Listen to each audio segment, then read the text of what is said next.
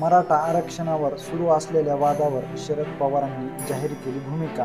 म्हणाले, जरांगे हाके भुजबळ यांच्याशी संवाद साधणार. नेमकं घडलंय काय तेच आपण ह्या व्हिडिओच्या माध्यमातून जाणून घेऊ. नमस्कार मंडळी, तुम्हा सर्वांचे गावगाडा ह्या लोकप्रिय चॅनलवर स्वागत आहे.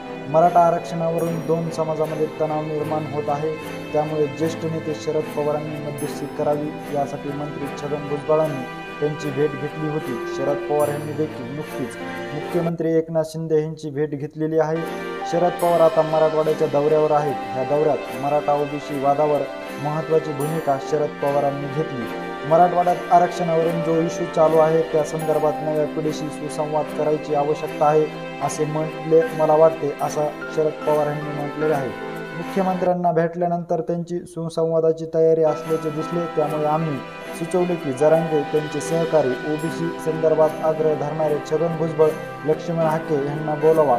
आमच्या सारख्याशी उपयुक्त असेल तर आम्हाला बोलवा. याच्यातून एक वाक्यता निर्माण करण्यासाठी सामूहिक प्रयत्न करू, जेणेकरून सामाजिक ऐक्याचा दृष्टिकोन अनुकूल वातावरण निर्माण होईल, असे शरद पवार म्हणाले आहे.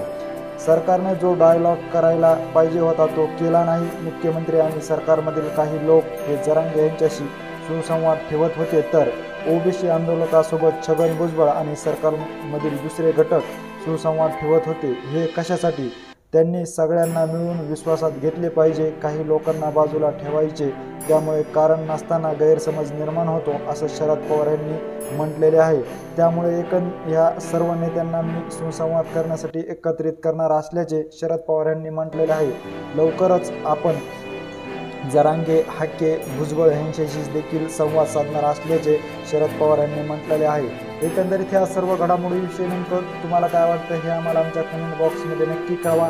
व्हिडिओ जर आवडला असेल तर जास्तीत जास्त शेअर करा आणि अशीच अपडेट मिळवण्यासाठी आमच्या चॅनलला जर तुम्ही सबस्क्राईब केलं नसेल तर नक्की सबस्क्राईब करा. धन्यवाद.